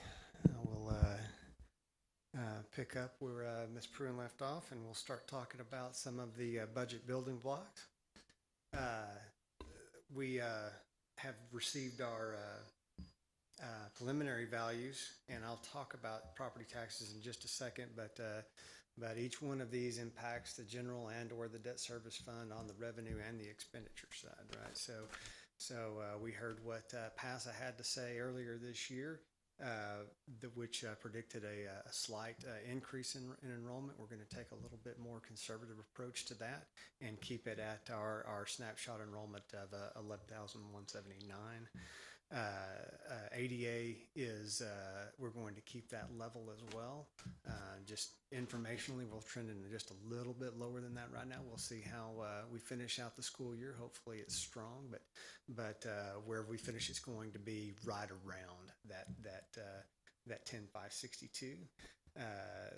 We did receive preliminary values from all three of our county appraisal districts last week. Our expectations were that it would be a static market environment, but that we would see increases just because of new values on the market side, and that's what we saw. We saw about $500 million in new values come in. That's the bulk of the 4% market increase that you see there that pushed us up to almost $22 billion in market value. The taxable value is an 8% increase. That is mostly because of the expiration in the homestead cap out of the big increases that we saw in 22 and 23 and 24. We've probably got a couple of additional years of the expiration of that cap, but that's going to result in a M&O levy of $79.9 million. That's a $2.8 million increase over the prior year. That will come as a result of right now we're predicting a 67.5-cent tax rate. That's a 2.14 cent, a 2.14 cent compression. We'll see if that plays out. Or remind the board that last year we predicted compression based on preliminary values. Kind of the history of property values is you would get your preliminaries. You would put a 1% qualifier on that to account for protests. It would come down 0.5%, if that, and that you'd get your certified values. In the last several years, with the tremendous increases in market value and all of the tax legislation to combat that for the taxpayer, has made that a little bit harder to predict. Last year, we predicted a little bit of compression, but there was a 3% decrease from preliminaries to certified values that eliminated that compression. We have reason to believe this year that will not be the case, but we'll have to see how the protest season goes and how that looks. Are there any questions about or comments about the significant budget assumptions before we move on to other things? So based on the funding formula today, the 2-cent increase that we did with the Vader will be offset. Yes, sir. Okay.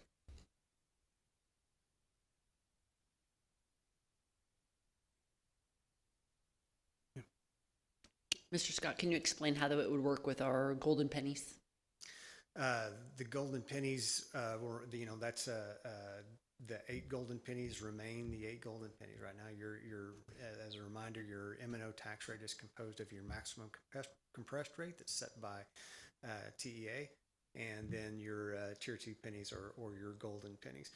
And that would be composed of the maximum compressed rate would be compressed from 61 cents where it is right now down to 59 cents. And then you would add the 8 pennies onto that to get to your 67. So simple. And on top of that, they match 0.66 for those golden pennies. Well, there's a set yield, and I'm going to talk about that a little bit more. Okay. One of the outcomes of House Bill 2 is what they froze, what's called the tier 2 yield. That would say that every district in the state gets at least this much, and it was adjusted every year.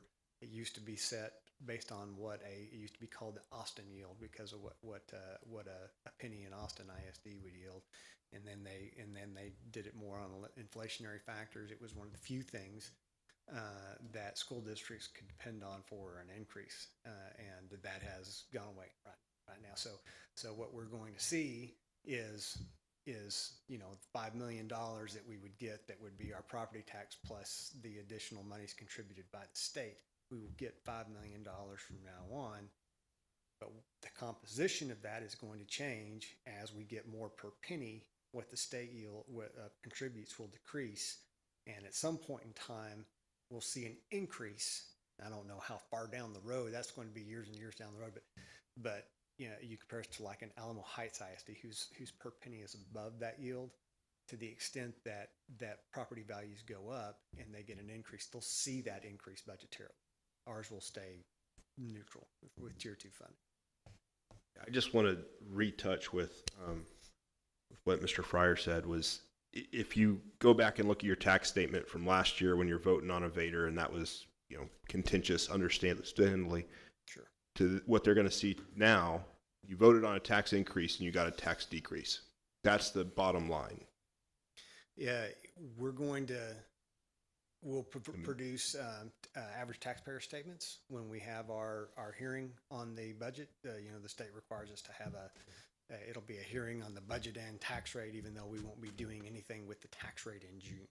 But we will still have to provide those statements. It will show that average. And we're not only going to do average, but the state changed it to show the median impact on the taxpayer as well. So they'll be able to clearly see what that change looks like. I really think that that's a story we need to make sure people hear. Mm-hmm. We can tell a story sometimes, and people who show up hear it. And I really want to make sure that people understand what that is and what great work you've done to make sure that that's an option that we can afford our constituents. Yes, thank you. Back up your point, Dallas. This board has made it a legislative priority 3 sessions in a row, property tax relief, because we all pay property taxes. We're all homeowners, commercial property owners. And, we want to listen to our constituents, and they want relief. And the school tax is the biggest tax of any governmental entity. But we're one of the few districts in the state that has promoted that. And I would challenge, I think we need to be aware of this data, that when you compare the increase in home values for the average home over the last 6 years, it's gone from 384 grand to like 628 grand, probably higher this year. When you factor in the homestead exemption and the tax rate reduction, according to the way I calculated it, the average homeowner is paying about 1% more than they were 6 years ago. That's if you're under 65. If you're over 65, you're paying less, significantly less than you were 6 years ago. The county, the city can't even come close. And I know Carl and you would say, be careful what you say about the city and the county. It's 50, 60% more to them, 1% more to us. So if you got a problem with what you're paying property taxes, you know where to go to. Well, I mean, I show homes for a living, and this is one of the biggest things people look at, especially as they're getting closer to retirement, is what is the fixed cost that I can't control? You know, if I'm going to go buy a $500,000 house, what's that yearly? What am I paying in taxes? That's what everyone truly, really cares about whenever they're looking for a house, other than, you know, the neighborhood and what the schools are. And I think what we offer for that amount of money that we're asking for, which is extremely low when you compare it to people around us, it's kind of a no-brainer for people. And I'm like, I kind of hate to say that on the stage. I know I'll be on YouTube, because don't come to Bernie. You know, we're full. But when you look at it, we have a lot of things going for us, and I'm really proud of that. Great comments and conversation. I realize it's late and we've covered a lot of ground tonight, but Mr. Scott does have like 10 more slides. Go ahead, sir. All right, so we take those assumptions and we'll start talking about the general fund a little bit. I wanted to go over some of the aspects of House Bill 2 and just one other aspect of the component of the funding formula I want you to be aware of as a growth district. So House Bill 2 implemented several things. The teacher retention allotment, we provided estimates for what we're going to get in 25-26, what we think we'll get in 26-27, and how that's calculated. And whether it's the teacher retention allotment, the support staff allotment, those are exactly the same, right? Because we're keeping level assumptions going into next year. There is something new we need to talk about, and that's the additional state aid to assure the staff retention allotment. That's another hold harmless.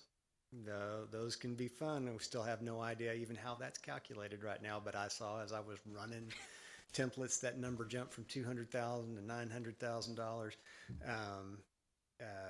I just wanted you to be aware that it was there. The initial evaluations for special education is something that we've built into this budget. That's $1,000 per initial evaluation. We did 450 in 24-25. We were running about 330 through March, and this is their busy season in doing these initial evaluations. So we think we're going to land somewhere around 450 and have applied that assumption to 26-27 as well. The intensity of services model will be implemented in the 26-27 year, and we'll find out what we're going to get at the end of the summer in 27. They'll actually provide a model for us to input our students individually to determine what tiers they fall in the fall. And then and we'll probably start to get an idea of what we're going to get as we progress, but we won't get official notification until the end of the year. So we've made no assumptions at this point in time on the intensity of services model, but keep in mind that House Bill 2 guaranteed that we would that the state would spend $250 million more than they spent this year on special education. And they've also said that school districts will get at least what they got this year. Okay, so we won't lose anything. We're likely to gain something, but we have no way right now of predicting what that may be. The allotment for basic costs, we've made level assumptions on that at $106 per enrolled student. And then I just wanted to point out that the fast growth school allotment was not a part of House Bill 2. That's not new, but our growth has slowed. And a lot of what we've got in the last in the last several years has been a result of the 400 and 500 student growth per year that we were having year after year all the way through the 22-23 school year. And then it's been 100, 150, 50 students. The numbers that calculate that are falling off. It was, three years ago, the fast growth allotment for Bernie was $1.6 million. Now it's 1.2. I just want you to be aware that as the state slows, Bernie is slowed down too, and we're not always going to be able to depend on the fast growth allotment. Any comments on this slide? All right. Okay, so let's talk about the general fund revenue projections as a whole. Property taxes we talked about earlier was a $2.8 million increase in that levy. We're assuming pretty flat revenues for other local, which includes interest income and miscellaneous income and rental, facility rental income, athletic game receipts, all that good fun is in other local. The state entitlement has come down almost it's over $2 million. That's an offset to the increase in the property taxes, and we're assuming less in federal funds, which has become pretty much a non-factor in the general fund as SHAR's falling has completely fallen off for school districts around the state. Yes, sir. Real quick, the amount in terms of local that you're assuming for investment income, is that still 600,000? Still 600,000. Okay, thank you. All right. So overall, we're showing about a $850,000 increase in available revenues for the coming year. Okay. Any other comments before we move on? Okay. So, taking what Jill said and packaging that together a little bit, we always have three things that we budget for: additional positions for enrollment growth and or program growth, budget initiatives, and compensation. The additional positions for program growth, that's a net 3 FTEs. That's 5 positions at the PTech, right? And then a couple of positions that we are no longer needed at other levels within the district and campuses. The budget initiatives is a compilation of everything that Jill presented before, plus a couple of things that we didn't talk about. The district agreed to a 5% increase in our SRO contracts that we need to take care of next year. And there's a couple of technology initiatives that are built into the $922,000 as well. And then the compensation line are the 3 scenarios that Jill just presented prior to me getting out. Okay, so that can cost anywhere in total from 1.7 up to $2.5 million. Question, does this include any of the maintenance costs of some of the buildings? I know we got like a roof that we probably need to do, some AC repairs, things like that. Does this include that? This does not include that. That you've got the $250,000 that was built into the TVADR to address some of those capital replacement needs, but the rest of the capital replacement needs will need to come from either bond savings or bond interest that we've earned on. That's so we've got about 800,000 more in revenue, and so if you take that, the most expensive option there, the potential deficit is about a 1.76 million. So that's about a 1.5% deficit, which is well within our 2% that we kind of targeted over the last number of years, which worked pretty well for us. Yes, to managing a 2% deficit is easily achieved by the district. Remember that we do underestimate revenues and overestimate expenditures so that we can underpromise and overdeliver, and 2% is certainly achievable.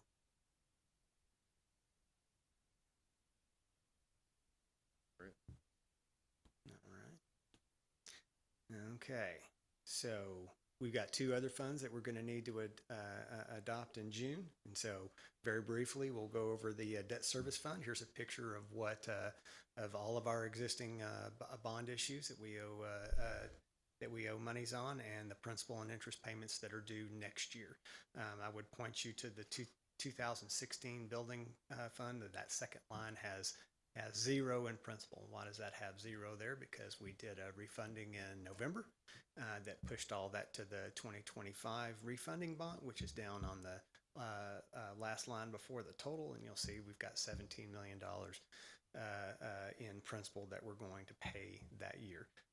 That is a total of $40.4 million that'll be dedicated to debt service next year.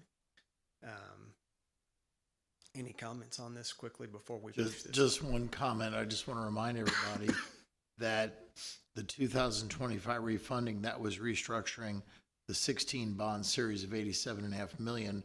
We defeased like 14 or 15, whatever millions of dollars last fiscal year, or this current fiscal year, another 17 million next year. If I'm not mistaken, the balance of what's left from that $87.5 million issue will be down about 40 million. So in 11 years, we paid off 55% of the principal. And we'll be able to restructure the 17 series in February of 27, correct? We'll do the 27 in November of 26. Okay. We'll schedule, we'll do the same thing. We'll restructure for fall of 27, much like we did this last November for this coming fall. For So the we'll be able to 16s. do some future defeasance as well as save on interest. Yes. We'll stop using the defeasance byword because that's a bad word now in Austin, right? But we will restructure to help take full advantage of saving the taxpayer dollars and taking full advantage of the state funding, which I'll show you here on this slide. So here is the debt service budget that I'd like to put forward for consideration in June. The INS levy at 31.4 cents will come up to 37 million. And the bigger increase is the state Asahi funding or additional state aid for related to homestead exemptions, right? That's what Asahi stands for, is $3.5 million. So we got about $1.5 million this year in Asahi funding, right? And the big jump is because of that restructuring of all that principal next year. It's scheduled debt. When we have scheduled debt, we can take advantage of that funding. It was worth it last year to take advantage of the savings, but the difference between what's happening this year and what's going to happen next year is that if you defease instead of having scheduled debt, last year we just didn't get to take advantage of the state funding, right? Next year they'll take away any state funding that we do qualify for to the extent that we adopt a budget that exceeds our scheduled debt service. That's why we restructure. Okay, and that's what we'll do in this one. So the new legislation also says that if you adopt a budget that where your revenues exceed your debt service, you have to have a supermajority vote and you won't have to do that this year.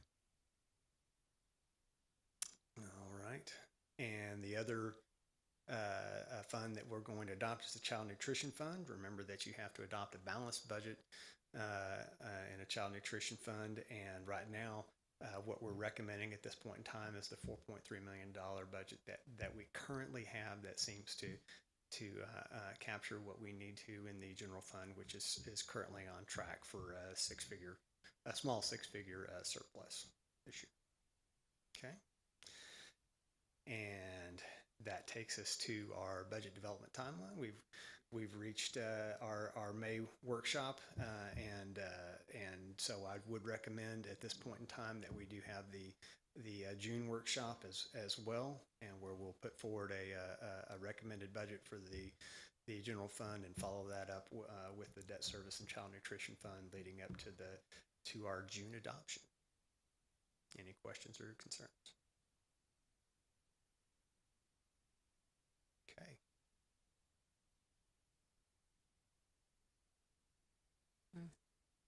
August through November, is 2026. Yeah, right typo.